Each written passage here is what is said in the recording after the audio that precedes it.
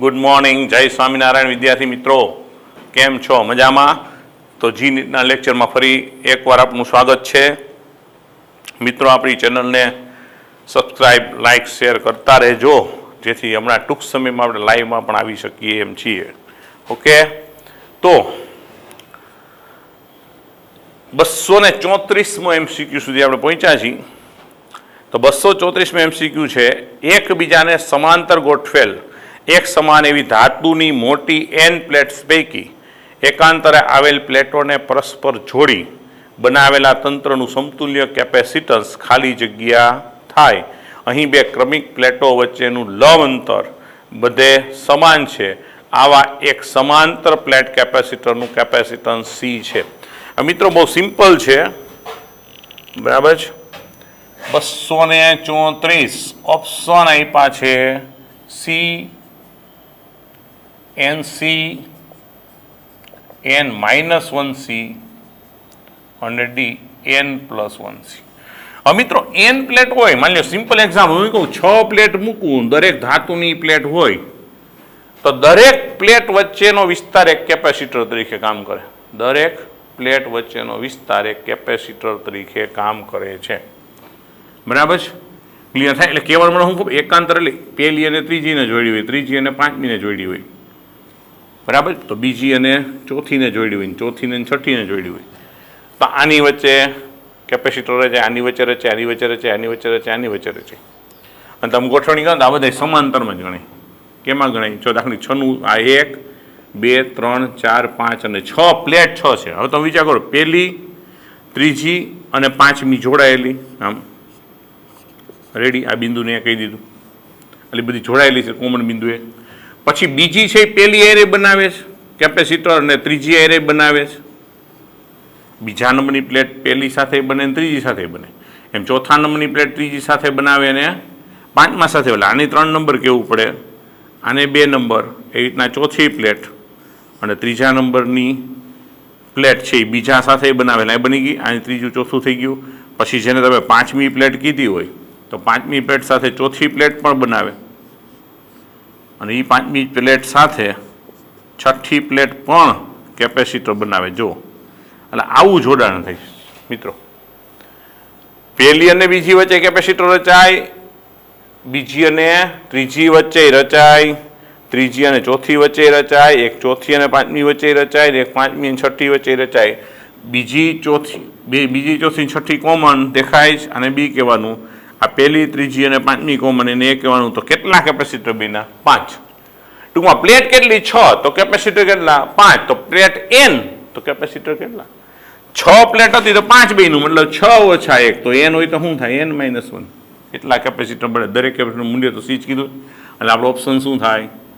બરાબર. ટૂંકમાં in short તમને જેટલી પ્લેટ આપી હોય એમ કીધું હોય કે એકાંતરે જોડતા જાય, તો એ બધી પ્લેટો જેટલા પ્લેટ હોય એનાથી એક કેપેસિટર ઓછું બને, અને બધાનું મૂલ્ય સમાન આપ્યું. આપણો ઓપ્શન શું થાય? N-1C. ઓકે. ત્યાર પછી છે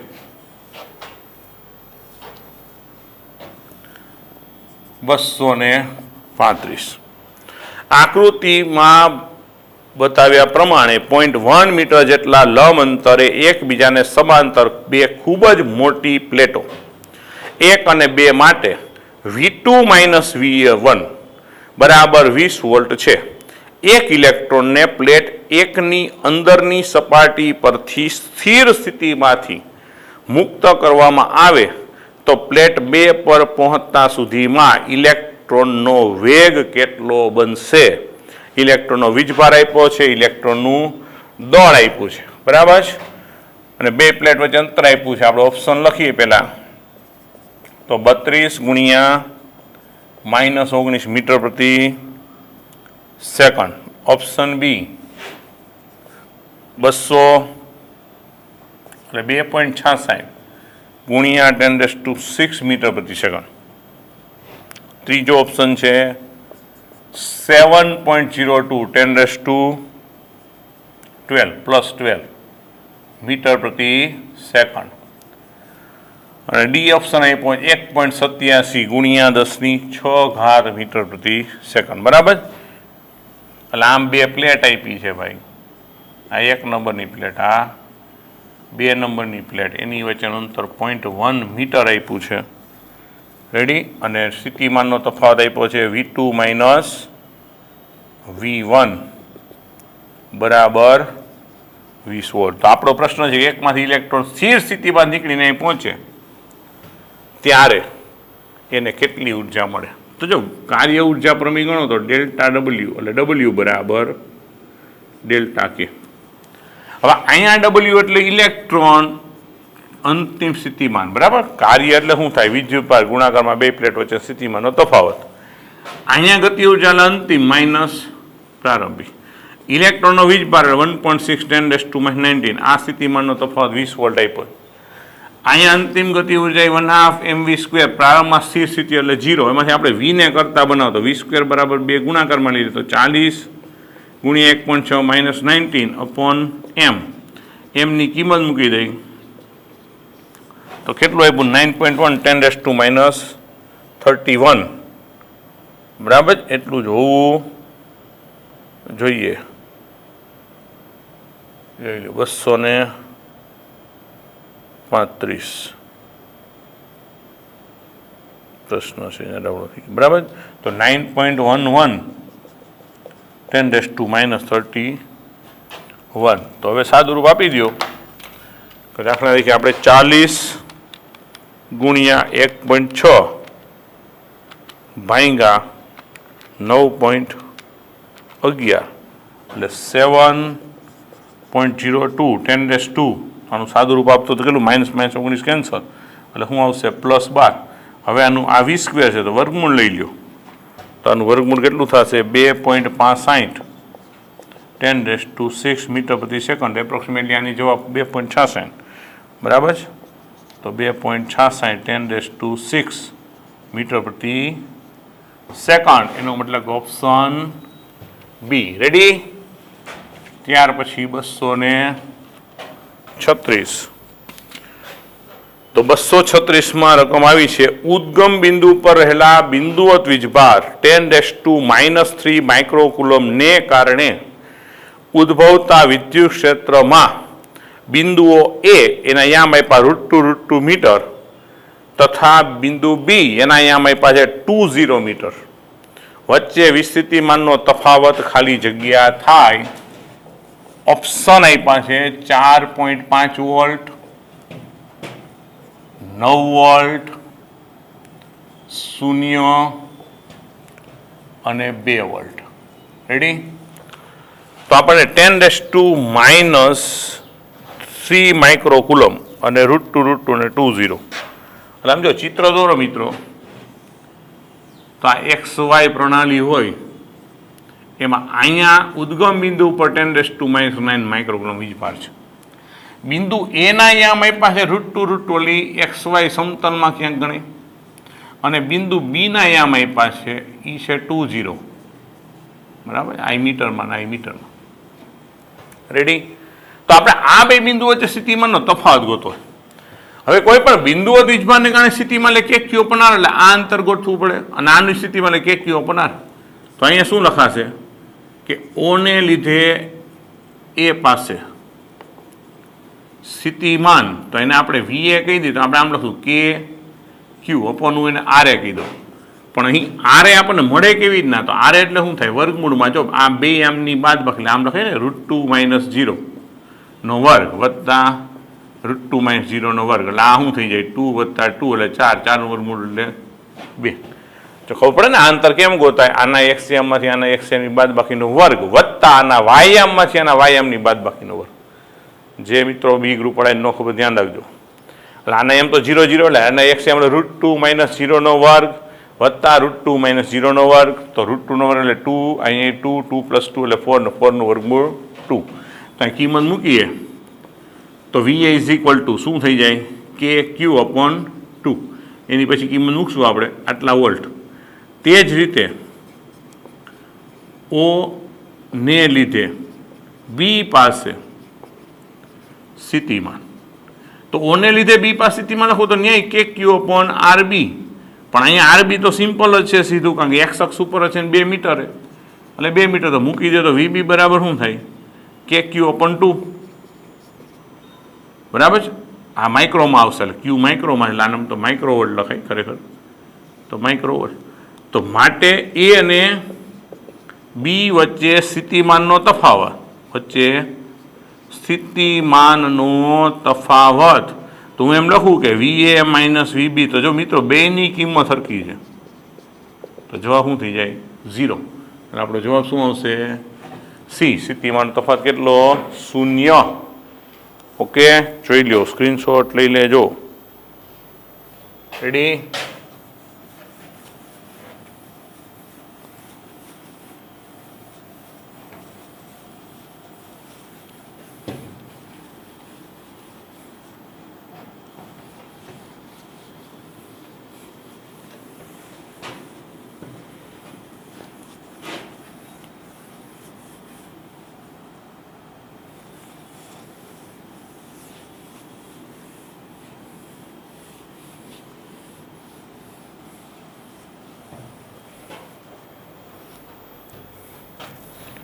ત્યાર પછી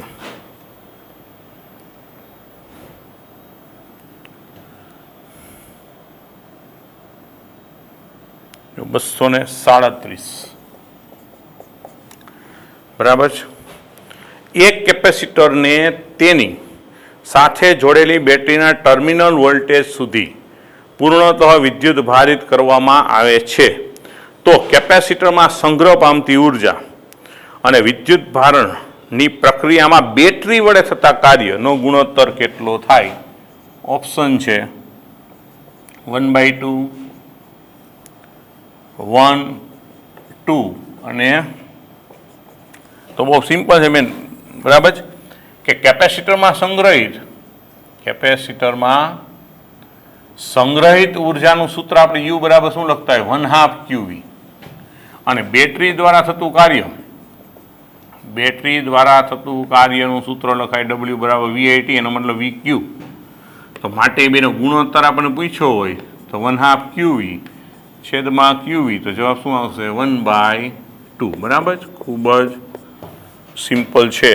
ત્યારબાદ 238 આકૃતિમાંના ચોરસના શિરોબિંદુઓ A અને D તથા B અને C વચ્ચે વિદ્યુત ભારોની અદલા બદલી કરવામાં આવે તો મધ્ય કેન્દ્ર O આગળ વિદ્યુત ક્ષેત્ર E તથા વિદ્યુત સ્થિતિમાન V પૈકી બરાબર તમને ઓપ્શન આપ્યા છે A E ન બદલાય પણ V બદલાય, B E અને V બંને બદલાય, C E અને V બંને ન બદલાય નહીં બદલાય અને D કે E બદલાય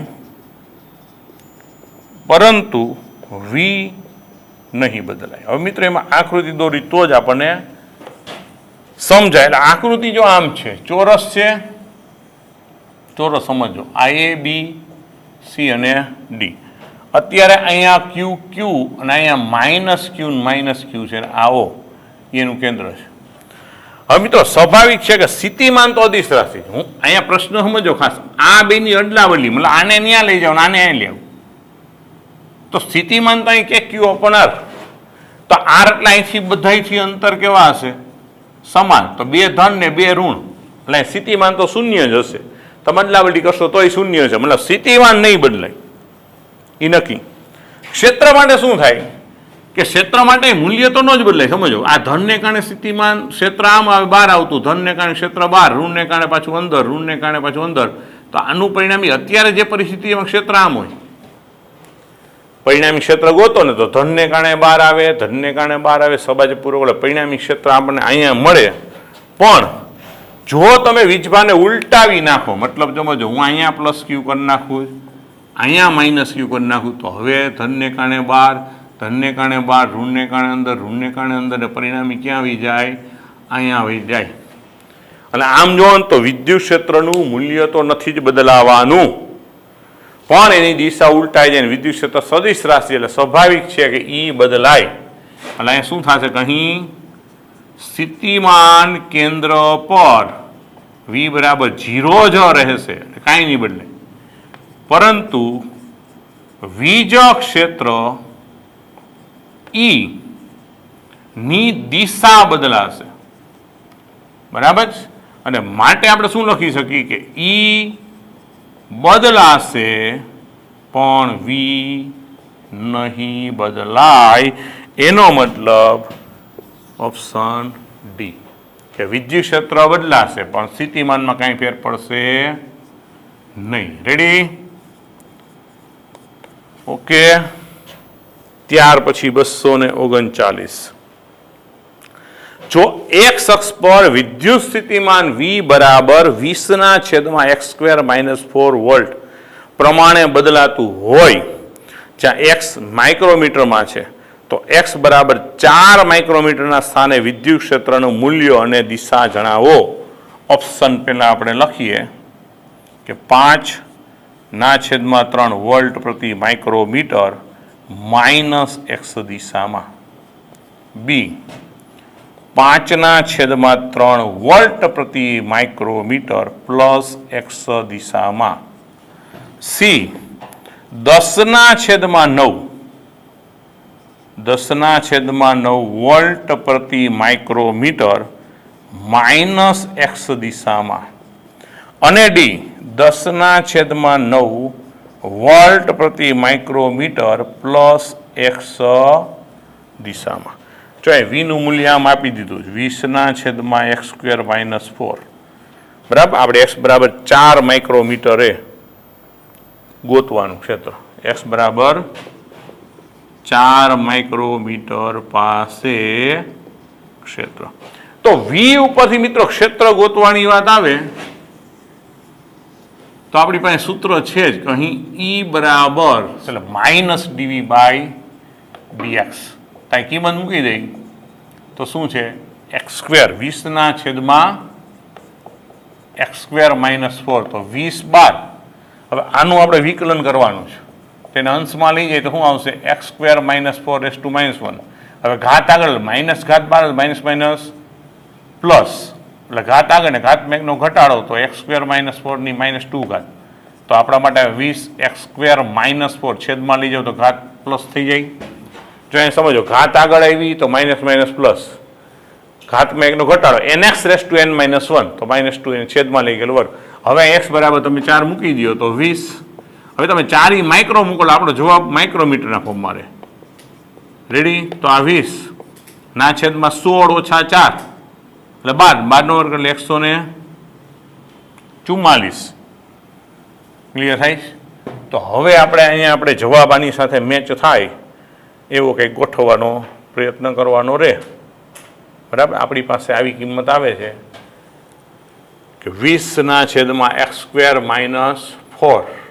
અચ્છા, અહીંયા ધારેલા પદનું વિકલન પાછું હજી ગુણાકારમાં કહું, ઘાત આગળ ઘાતમાં એકનો ઘટાડો, પાછું વિકલન ઘાત આગળ આવી, ઘાતમાં એકનો ઘટાડો કર્યો, પણ આપણે ખાલી x નહોતું, x² વિકલન 2x, તો અહીંયા ગુણો તો શું થઈ જશે? અહીંયા 40x, તો 40 ગુણ્યા 4 તો 160.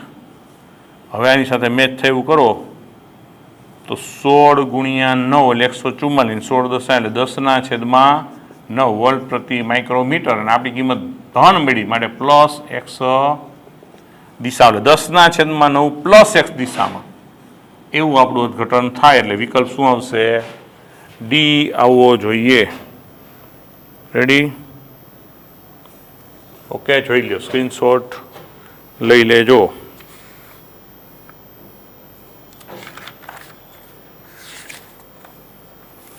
જો ત્યાર પછી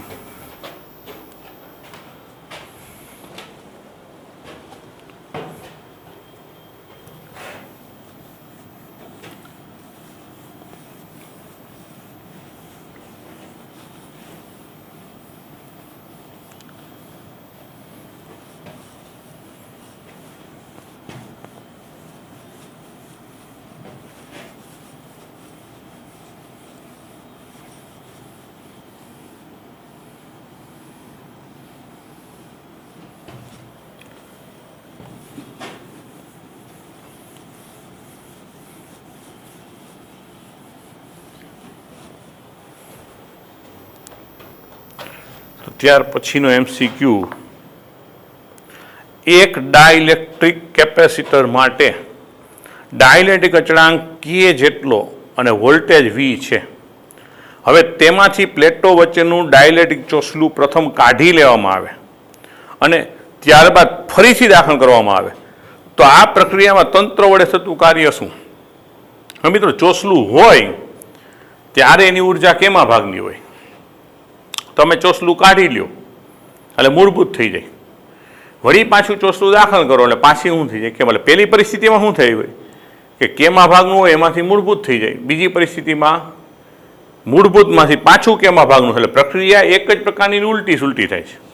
બરાબર, ટૂંકમાં એક પ્રકારની ચક્રીય પ્રક્રિયા છે, એટલે કોઈ કાર્ય થતું નથી. આનો જવાબ શું આવે? સિમ્પલી શૂન્ય જ આવે. એ લોકો ઓપ્શન આપ્યા છે એટલે એની કોઈ કેલ્ક્યુલેશન જરૂર નથી, પણ એક્સ પ્રક્રિયા તમે ખાલી કરો છો. બરાબર, તો શૂન્ય પછી 1/2 K-1 CV સ્ક્વેર. એટલે ટૂંકમાં ઇન શોર્ટ ગણતરી કાંઈ કરવાની નથી. લોજિકલી તમે લખી શકો કે આનો જવાબ શું આવે? શૂન્ય જ થાય. K-1 CV square. તો જવાબ શું આવશે? તંત્ર દ્વારા થતું કાર્ય શૂન્ય. ઓકે, ત્યાર પછી 241. જો આ પ્રશ્નને, બરાબર, આ સિમ્પલ જ છે આમ તો.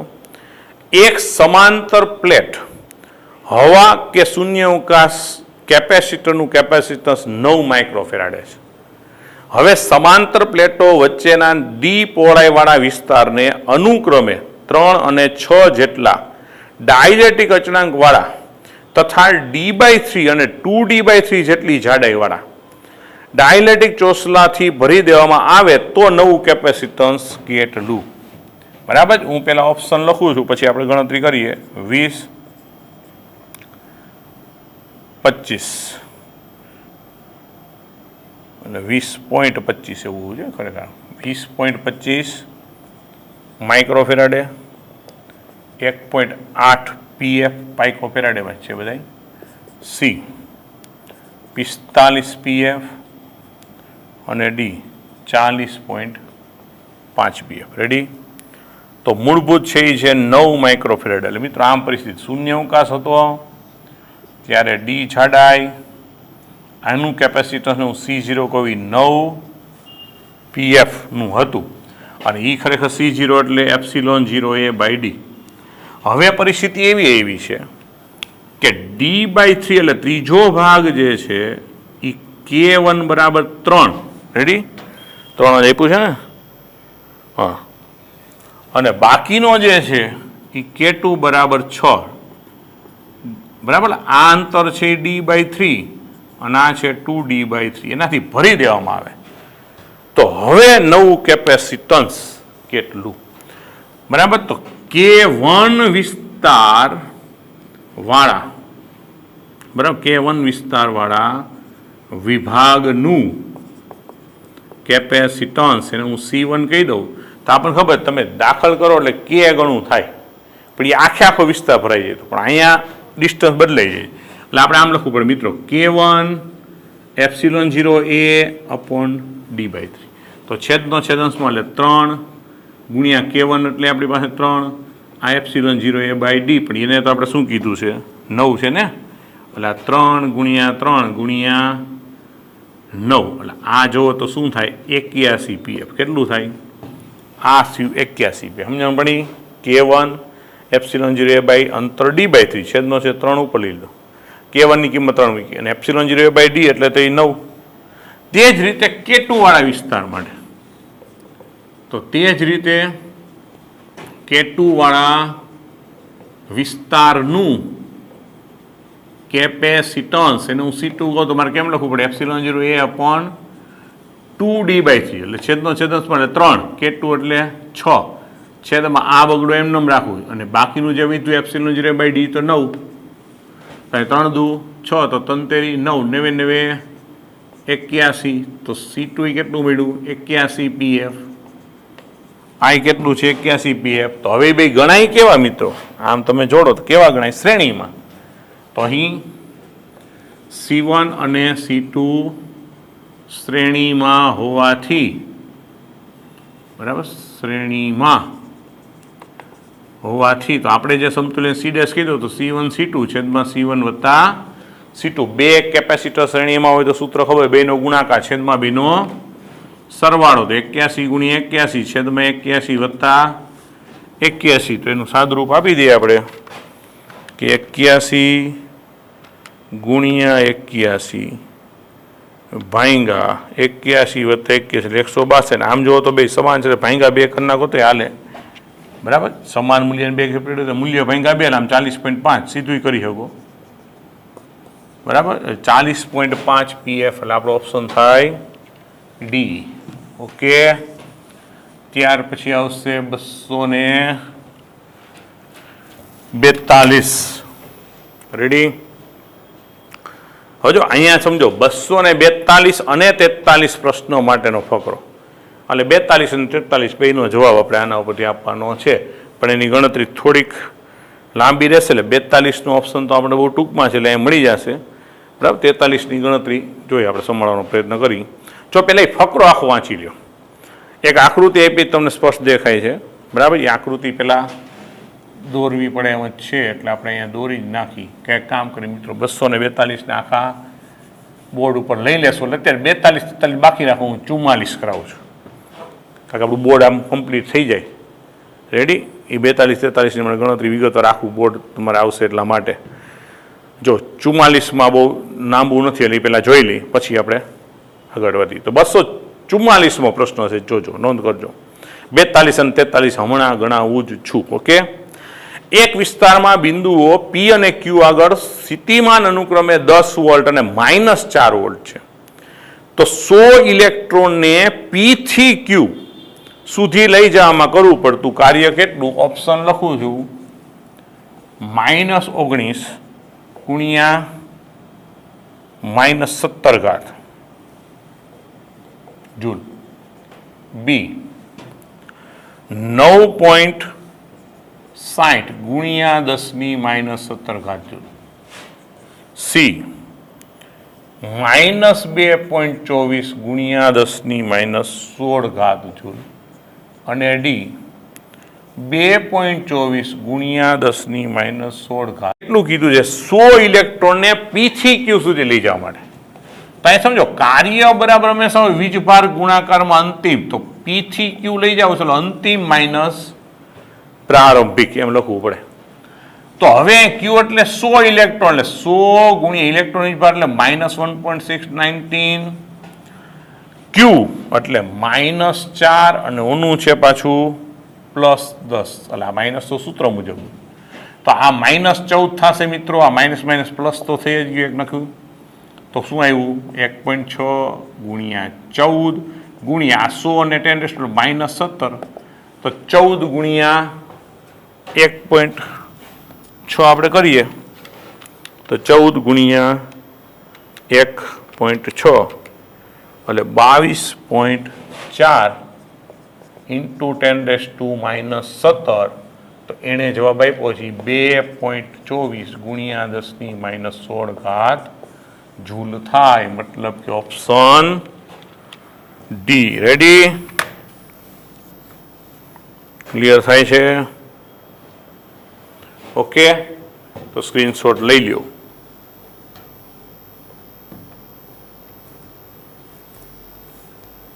Okay, ready?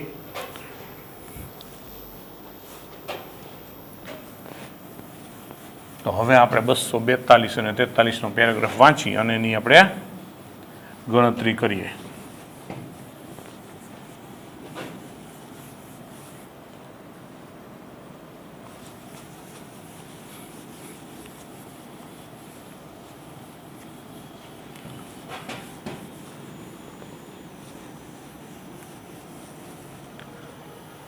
જો તો 242 અને 43 માટે એક સળંગ પેરેગ્રાફ છે.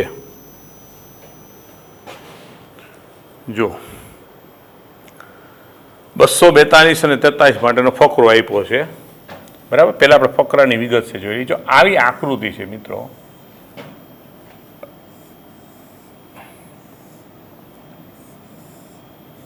આ એક સ્લેબ છે, રો ઘનતાવાળું એક સ્લેબ.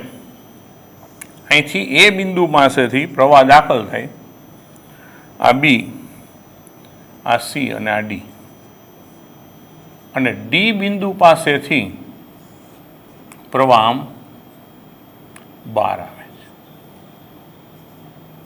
બરાબર, રકમ વાંચો. રો જેટલી અવરોધકતા વાળો એક બ્લોક ધ્યાનમાં લો, જેમાં આઈ વિદ્યુત પ્રવાહ બિંદુ એ આગળથી દાખલ થઈ બિંદુ ડી આગળથી બહાર આવે છે.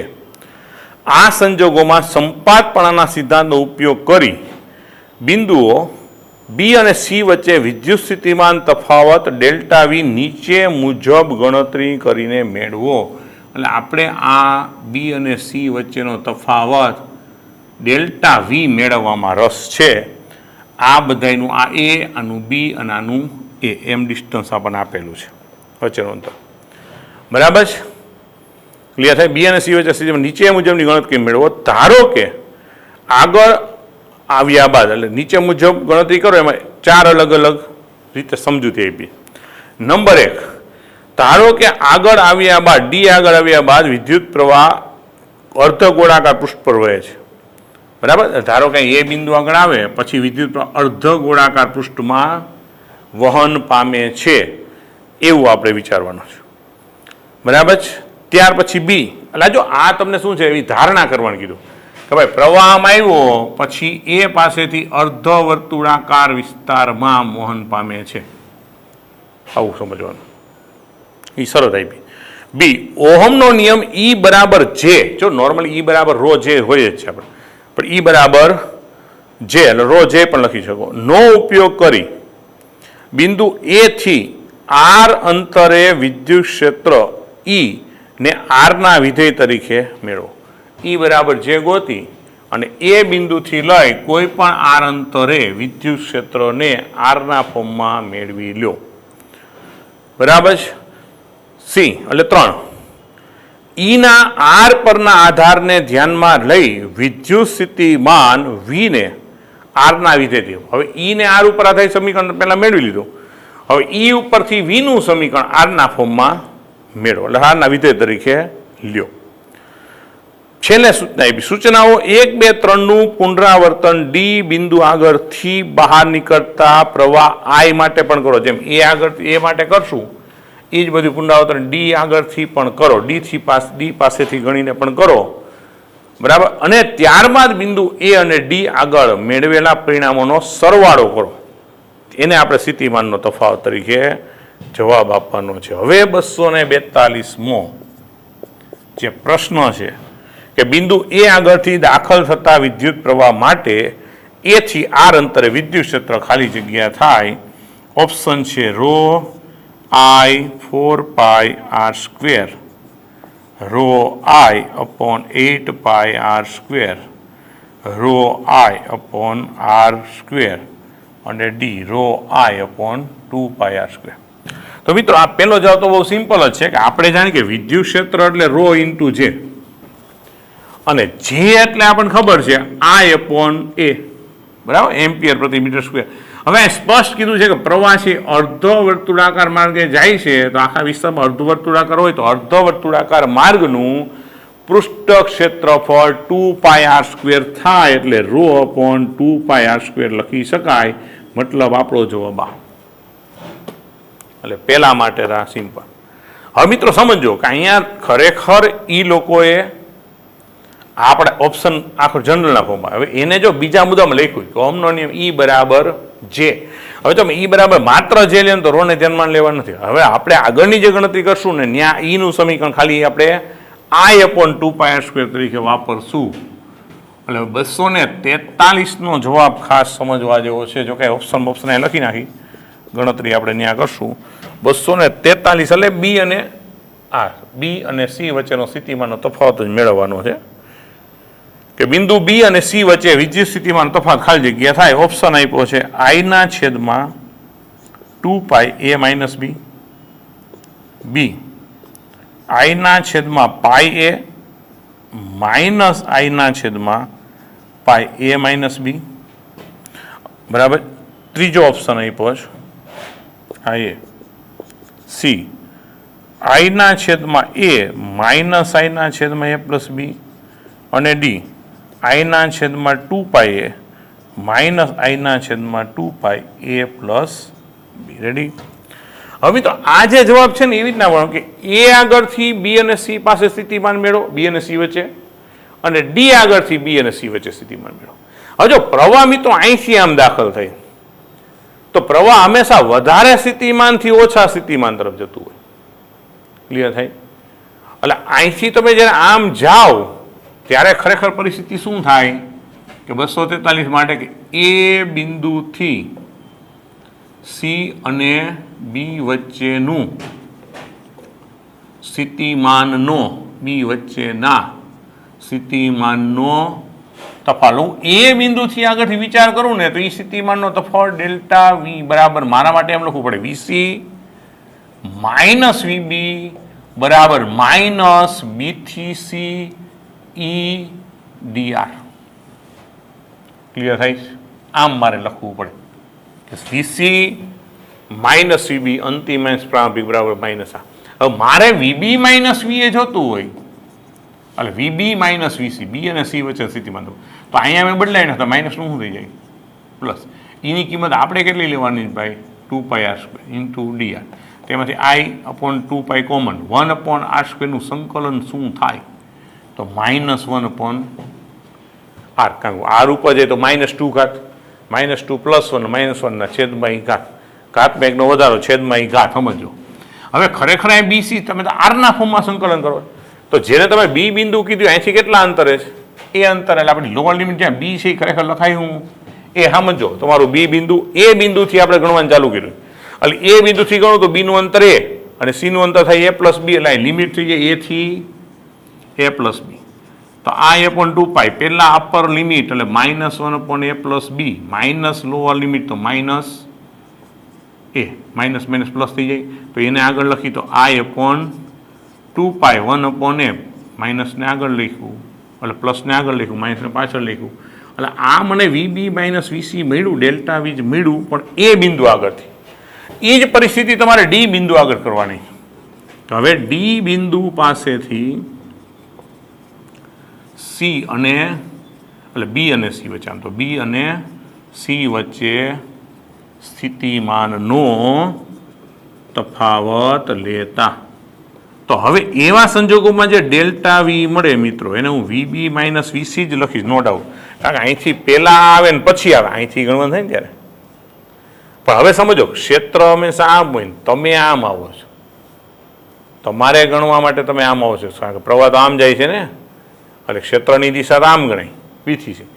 તમે આમ આવો છો તમારે બી અને સી વચ્ચે સ્થિતિમાનનો તફાવત જોઈએ એટલે મારે સૂત્ર મુજબ તો આમ લખવાનું રહે કે બી અને સી એટલે સોરી બી અને આવરી બી અને સી હું વીબી માઇનસ વીસી કરું છું એટલે વીબી માઇનસ વીસીની કિંમત જ મેળવું છું જેમ આપણે અહીં મેળવી તો મારે આમ લખવું પડે. પણ અહીંયા જ્યારે ઈડીઆર કરો તમે આ ત્યારે યાદ રાખજો 2 પોઈન્ટ પોસિબલ છે. એક તો અહીંયા સ્થિતિમાન વધારે ઊંચું જ છે અહીંયા નીચું છે બરાબર સોરી અહીંયા ઊંચું છે ને અહીં નીચું છે તમે ઊંધું કર્યું એટલે હવે શું થાય કે તમે ડી પાસેથી એમ ગણવાનું ચાલુ કરો ને મિત્રો તો તમે ઊંધા જ આવો છો એટલે કે ક્ષેત્ર અને તમારા સ્થાનાંતર વચ્ચેનો ખૂણો 180 થઈ જાય. એટલે અહીંયા એક સ્ટેપ ખાસ વિચારજો કે અહીંયા આમ લખવું પડે કે ઈડીઆર cos 180 બાકી લિમિટ તો આની એ જ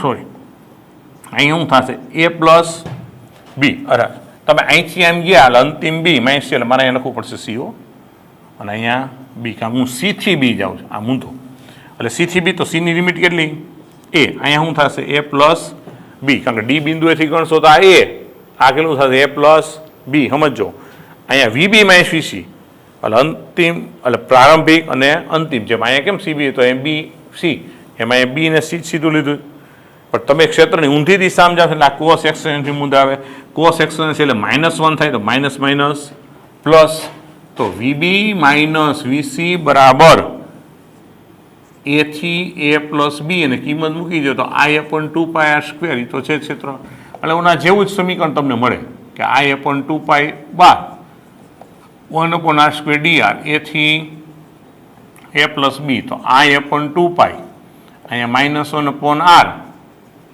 a + b થી a તો I/2π પહેલાં અપર લિમિટ એટલે a plus b minus minus plus lower limit પર પ્લસને આગળ લખી તો 1/a માઇનસ 1/a પ્લસ બી એટલે આ ડી બિંદુ પાસેથી આપણે વીબી માઇનસ વીસી ગોઈતું કહેવાય. ક્યાંથી ગોઈતું કહેવાય? ડી બિંદુ પાસેથી. હવે તમને ચોથી સૂચના આપી કે ખરેખર સ્થિતિમાનનો તફાવત બેનો સરવાળો કઈને લેવાનો. તો માટે બી અને સી વચ્ચેનો સ્થિતિમાનનો તફાવત અને એ જે આપણે ડેલ્ટા વી ગણવાનું કીધું છે ને આ બેયનો સરવાળો કરવાનું કીધું. તો આ બે કિંમત આપણે સરખી જ મળી એટલે શું થઈ જાય કે 2 times I/2π 1/a minus 1/a plus બી તો 2 2 કેન્સલ તો એનો મતલબ કે I/π 1/a minus 1/a plus બી આવો જવાબ આવે. હવે એવો વિકલ્પ અહીં ક્યાં લાગે છે તો તમે જુઓ તો આ વિકલ્પ ગોઠવાય પણ એ વિકલ્પમાં એક જગ્યાએ માત્ર એક ભૂલ છે કે અહીંયા માઇનસનો આવે શું આવશે પ્લસ અંદર ગુણી નાખો તો શું થઈ જાય આઈના છેદમાં પાઈએ માઇનસ આઈના છેદમાં એ પ્લસ બી આ ડેલ્ટા વી તફાવત તમારો ગણાય. બરાબર ખાસ સમજ મિત્રો સ્ક્રીનશોટ લઈ લો આખું બોર્ડ ભરે ત્યારે એવો MCQ પૂછાણો છે 4 માર્કનો છે ને વ્યવસ્થિત સમજી લેજો. Okay ready. તો આ 42 અને 43 વચ્ચે જે આપણે બાકી રાખ્યા હતા ઈ છે.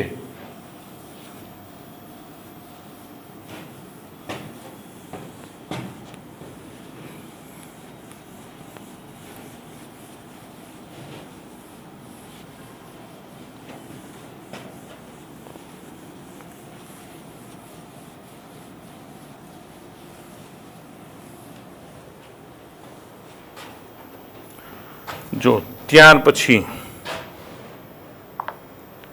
બરાબર 44 આપણે ગણી નાખ્યું.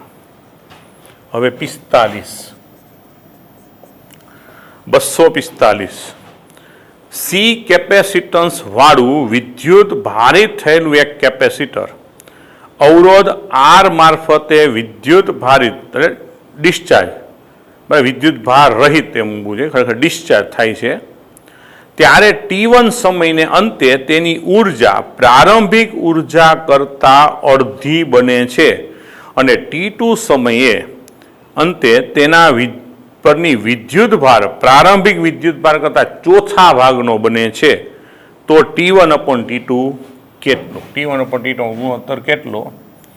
તો 2 1 1/2 અને 1/4. તો મિત્રો અહીંયા તમને બે સમીકરણ ખબર હોવી જોઈએ. આપણે આમ થિયોરિટિકલ નથી આવતા ટેક્સ્ટબુકમાં કારણ કે વિદ્યુતભાર કે ઉર્જા છે ને એક્સપોનેન્શિયલી વધઘટ થતા હોય ચરઘાતી રીતે વધઘટ થતી હોય બરાબર. તો કેપેસિટરમાં ડિસ્ચાર્જ થતું હોય ત્યારે તો વિદ્યુતભાર આમ હોય Q0 e⁻t/RC આમ હોય વિદ્યુતભાર જ્યાં Q0 એટલે શું પ્રારંભિક વિદ્યુત ભાર અને ઉર્જાનું સૂત્ર શું હોય ભાઈ કે Q²/2C એનો મતલબ શું થાય કે 2C ને હું આનો વર્ગ કરું તો શું થાય Q0² e⁻²C/RC.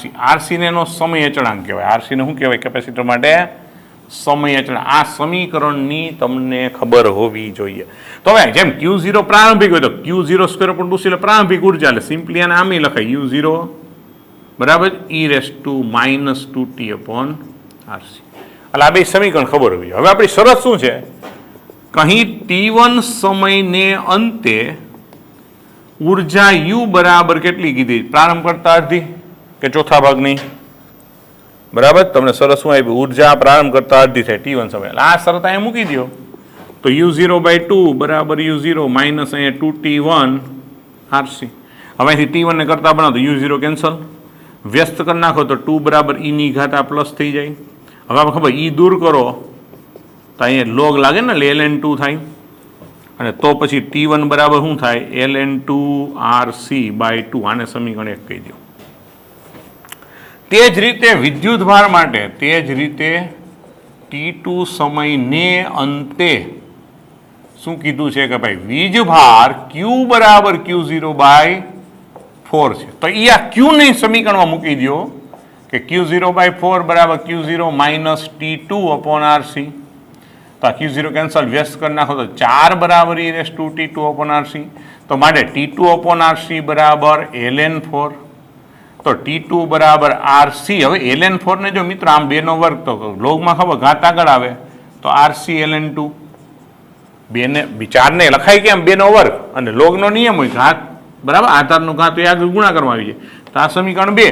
તો આપણે ગણવાનું છે T1 અપોન T2. તો આ T1 થયું ln2 RC, અને આ થઈ ગયું 2 ln2 RC, અને આના ડિવાઇડમાં 2 છે. તો ln2 RC કેન્સલ, છેદનો છેદ અને આ છેદ જ ગણાય, તો 1/4. તો આપણો આન્સર શું થશે? 1/4. રેડી? ઓકે. ત્યાર પછી પ્રકારની ગણતરી આકૃતિ દોરીને બનાવી પડે. એક કામ કરો, આનો સ્ક્રીનશોટ લઈ લ્યો, પછી આપણે આગળ વધી. ઓકે.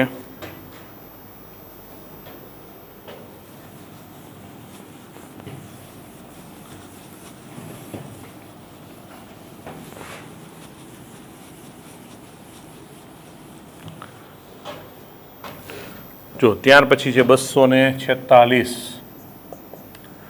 તો 246 છે 2a જેટલી બાજુની લંબાઈ વાળા એક ચોરસ ABCDની એક ભુજા ABના 2 શિરોબિંદુઓ પર Q જેટલો અને બાકીની 2 ભુજાઓ પર જેટલા માઇનસ Q, ઓનું Q લખજો, આનું માઇનસ Q, એમાં છપાણું નથી, ખાસ સૂત્ર કરજો. બાકીની 2 ભુજાના શિરોબિંદુઓ પર માઇનસ Q જેટલા બિંદુઓ વિદ્યુતભાર મૂકેલા છે.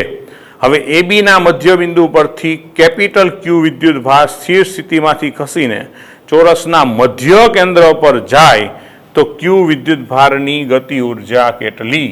ઓપ્શન લખીએ છીએ 1/4πε02kq અપોન A 1 - 1/√5.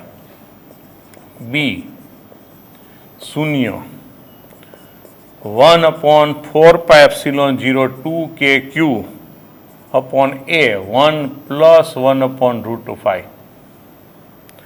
અને D 1/4πε02qq upon A 1 - 2/√5.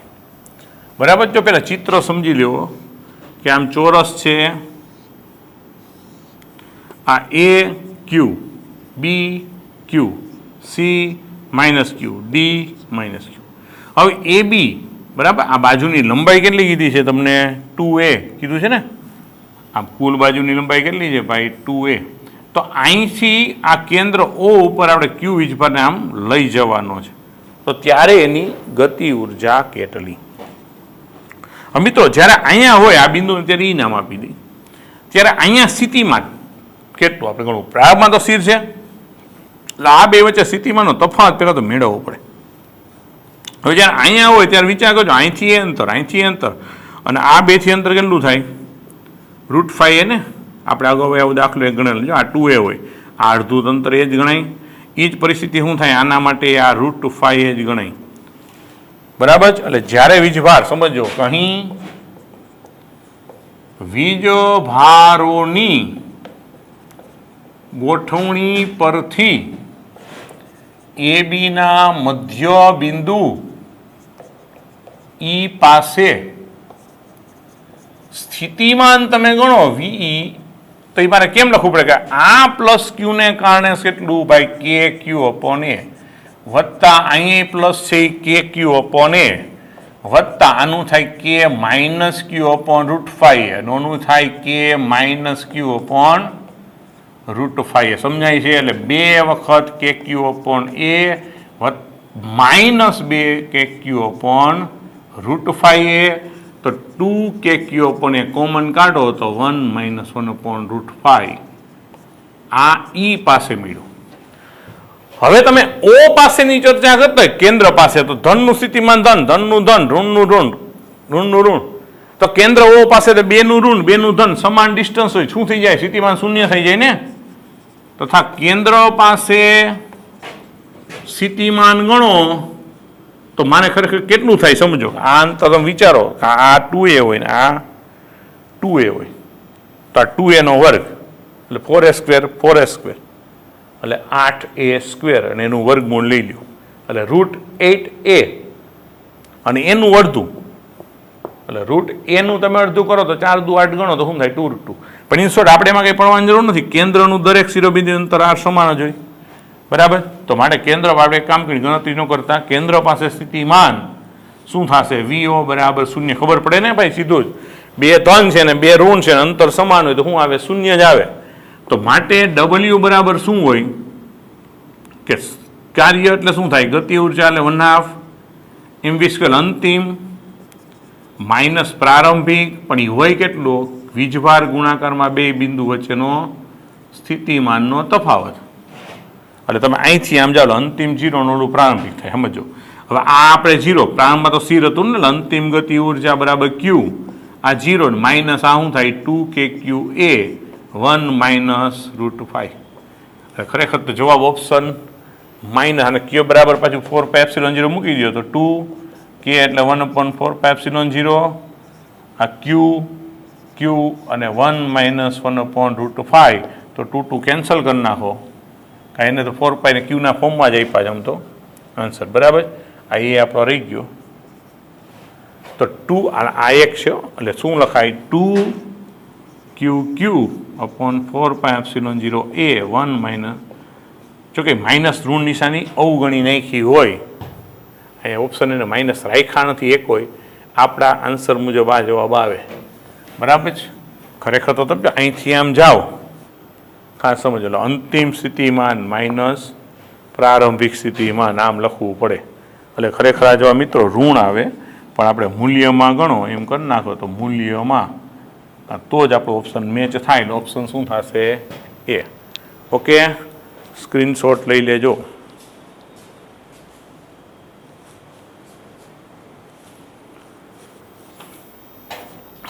Ready.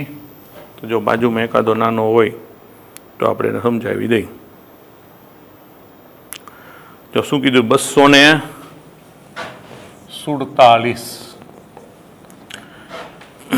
બે કેપેસિટર C1 અને C2 ને અનુક્રમે 120 અને 200 વોલ્ટથી વિદ્યુત ભારિત કરેલ છે.